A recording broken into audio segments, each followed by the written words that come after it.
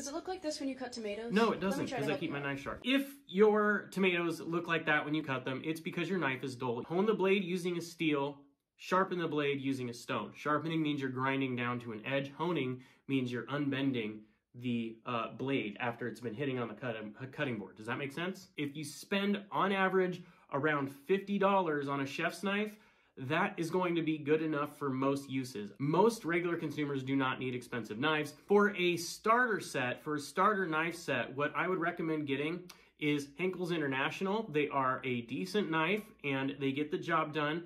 They are the same quality, but they're manufactured in one of two other areas besides Germany, and that's why they lose their value. They're more mass-produced, but they're still forged and all of that good stuff. I like to call this steak the special occasion steak. He put salt on it. He put oil on it. Go her. He put the steak on the thing. Put the steak on the skillet. That's great. Okay, he's searing it. Standard sear. He didn't sear it enough on that other side. He's flipping it too much. When you are searing a steak, you want to do it over incredibly high heat, but not so high that your oil risks catching fire. If it starts smoking, it's too hot. But you want it in a hot skillet with oil, and you want to sear it for about a minute on each side. Now, I say about because it depends on the thickness of the steak. What you don't want to do is half-ass sear it on one side and then flip it over, and half-ass sear the other side and flip it back over. You get it done all the way on one side, flip it over, it's done all the way on the other side. And then if you use a cast iron skillet, you have your oven preheated, and then you can toss it in the oven. For even better quality steak, if you want an exact temperature, get an internal read thermometer, a thermometer that you leave in the food and on the oven. You can get them for like 15 bucks or super. They got a probe on them, and then they have like a little thing that gets mounted on the outside. And you can monitor the temperature, and as soon as that hits 120 degrees, if you like about medium rare, medium steak, 120 to 125 degrees, pull it out, the temperature will go up a little bit, and you're good. I mean, it's not cooked too bad. He just fucked up the sear a little bit. The asparagus, what he didn't show, what you actually want to do is you want to blanch the asparagus first, and then you can throw it on to a heat source, a high heat source, like with the steak, even use the same juices. And for a pro tip, use either just use a little bit of salt and pepper, or Montreal steak seasoning is really good as well.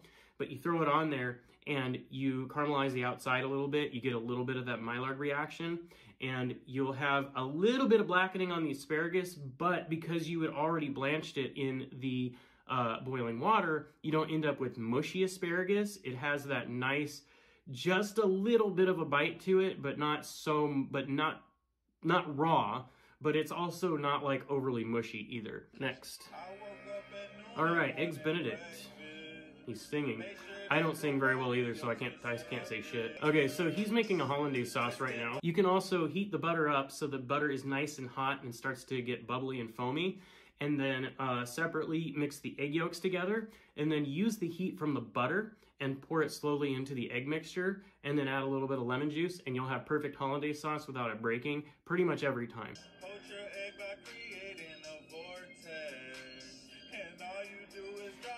Did he say, was that vinegar that he poured, or was that other water? The reason why I'm asking is because you're actually supposed to use vinegar in the water to help stabilize the egg yolk. Otherwise, it kind of goes all over the place, and it looks really gross, and it gets fucked up. So you want to use a little bit of vinegar. Some people will use pickle juice. It doesn't matter.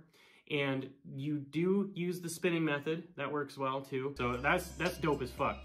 And then the yolk busted open. If you want a little bit more of a solid yolk, just leave it in the water a little bit longer. Sometimes as little as 20 seconds, or it could be as much as over a minute. Salmon! Is he doing the cool thing? Is he doing the cool thing?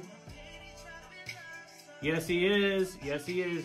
So what he did right there, you see what he did? So he's got his thumb over here, and you can actually run your hand. This is a trick that you can use for salmon. So what you do is you get your hand underneath and use that almost like a blade, separate the back. You start at the tail side, right? And then you hold the skin and slide your hand under almost like a dull knife blade, and it'll separate all of that salmon super quick, and you don't have to use a fillet knife and risk cutting into the salmon or anything. So you cut a slit over by the tail, and then you hook your finger in through the, that looks dirty. You hook your finger in to the salmon skin, right? And then you have like a ring hold. So then when you're pulling the skin, and you got your hand underneath, you don't lose your grip because that skin can be kind of slimy. Okay, so he's making a compote with wine berries, some type of sauce. As soon as you strain it, it is no longer a compote. It's more of just a simple syrup. So he could just be making a syrup. Yeah, it looks like a syrup because that's like a breakfast bread. Is he gonna do, okay, French toast? Yeah, scratch-made syrup and French toast. I've noticed this with a lot of TikTok videos is they don't explain certain things like what they're doing, why they're doing it. I don't know what kind of bread this is. I mean, I could just use regular ass bread, you know, but whatever. Fucking tweezers. You don't need tweezers. It's actually a huge meme in most chefs groups when you see people using tweezers.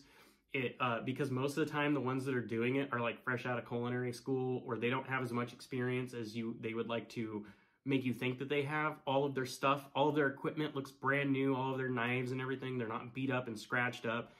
And they have like, they do this, they spend an hour and a half assembling. That didn't take as long, it's a simple dish. But, you know, he did this thing with the tweezers, but he also has a syrup right there that he could have done something with. He could have made some kind of pattern or something, and instead he just kind of slops it on the plate. Always soak your skewers if you're going to use fire. If your skewers got burnt, it's because they weren't being soaked. Man, she's doing this with kids. A creep show in the background. Probably your old man. Almost looks like chicken shawarma. Is that what that is? Is that shawarma? Is that why she stacked it all up? Yes, it's chicken shawarma, you idiot. So this is a pretty cool technique to get the skin off of a fish. Now remember what I said before? So she's using boiling water, which she's essentially starting the cooking process of the fish. A big mistake that people will make is they'll do something like this and then they'll wrap the salmon up and put it in the fridge. Well, if your salmon hits above about 40 degrees or so, that's when bacteria is going to start forming. So if you do something like this, make sure that you consider this part of the cooking process and do it just before you make it. Don't take it home and do this. And besides, we already saw a little bit ago a much easier way to get the skin off the salmon. You don't need to boil it and like pull it off. And then we should be able to just lift this right off of here. There we go. But yeah, you see how that is right there, how it's gray, and then if you look on the ends, if you look on the ends, you can see, I don't know if I'm green screening it or not, like somewhere over here. Alright, once you have that made, you'll see that we have... She's ruining her salmon, that's what she's doing. And then I have a marinade that I've prepared. Okay, so what her idea is she cross hatches and then adds the marinade, and then the marinade will seep in. If you do this the night before, so this is what I'm saying, oh, she's using a fucking torch here. So this is why a lot of people will not cook, because they think they have to do all this extra crazy shit. Like, look at all this shit she's doing. You know the easier way to do that? You go and do the method that we saw in the beginning, that first dude. You marinate the fish if you're gonna marinate it, instead of pouring that shit on there just before you cook it. Do it overnight, put it in a bag or something, and you're done. You're done. Skin it, marinade, bag, done. You don't need to torch it and all the rest of that shit. You can actually get that same effect by just broiling it. I don't know why I get so freaking triggered by stuff like that. It's just ridiculous, maybe, that's why. I've already filled them with a mixture of shredded cheddar. So she's basically making like a jalapeno popper thing, which, no judgment, it looks pretty good actually. Show you how it's done with this first. I'm biased though, I'll eat anything with peppers. Taken a... Yeah, herb cream sauce. Yeah, it'd be good. Oh, what is she doing now? Like that. See, this whole like fake avant-garde thing, dude, I don't know. You don't have to stack them like this, but I'm sure the filling is going to be good and they're still going to be good. I'm just saying they're not as good as they could be. And this stuff's going to leak out all over the place too. And then we're ready for our next step. It'd actually be cool if she could figure out a way to keep them faced up. So I'm going to just place our charred peppers. Oh, she's making like a casserole thing. Drape our salmon. I mean, you know, if that's her personal recipe and she likes it, if you're doing this, you're going to be cutting into it like a casserole, right? Or like scooping in. Alright, our salmon is finished. Yeah, see, you're going to be cutting it into it anyway. So what you can do to avoid a lot of time is you roast the peppers, you remove the skin from the peppers, you dice them up, and then you add in the cream sauce, and you have kind of like a salmon mixture, and then you could even use that and put that on top. Or you can put the cream mixture on top of the salmon and bake it. And then the peppers you can saute separately and put on top almost like a garnish, which I may even try doing that. You guys want to see that? I'll show you how to do this same thing, except like different, maybe a little bit better. If she's a professional chef and she's doing this, this plating looks like garbage, right? But if she's a home cook, it doesn't fucking matter. If you're trying to make it look fancy, there's a lot of things that she could have done. And actually, one really cool thing she could have done with this lemon garnish, I did with an orange, which, bloop, if you want to see that quick orange garnish, takes about 30 seconds. Time to give this a taste. The salmon's overcooked. All right, Nick. All right, another crosshatch. Is that what we're doing? Or just slitting? Let me guess. You're gonna slit to put a marinade in. You're slitting the chicken to do. Just get an injector. The injectors don't cost very much, and you don't sacrifice the integrity of the dish, the way the dish looks. She can make this marinade, and instead of doing this thing, and also, so you don't even need an injector. You don't need to slit them like that. All you got to do is just do it the day before and make a marinade or a brine, put them in a bag and put them in the fridge. Do it the day before. You don't need to do this extra shit. It's not going to be any better. It's not even going to penetrate it enough to justify having to crosshatch or slit the chicken. You don't need it. It's a step that you don't need to do. Okay, grape tomatoes. So it's another one of those weird cat. Is this from the same chick? I don't know. That's good. It's almost like a bruschetta mixture. Not really, because there's no bread, but yeah, just marinate it the day before, man. You don't have to cut everything up like that. It'll be better anyway. And for something like this, I would almost more recommend a brine than anything. I wonder how many times he did that before he got it right. Something that is round, it's great to make a little flat surface. Yep, on one that's side. true. That way, it doesn't roll while you're trying to cut it.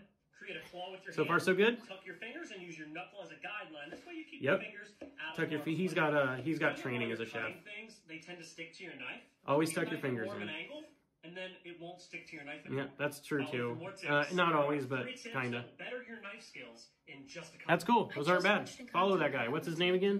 Here are 3 tips that will better your Stove knife and Garden. Okay, how to press a non-guitarist. How to impress a beginner guitarist. No, I mean, if you have your own knife and stuff, that's great, but if you actually, oh, I guess beginner. None of these things impress me, but I've also been doing it for 18 years. Okay.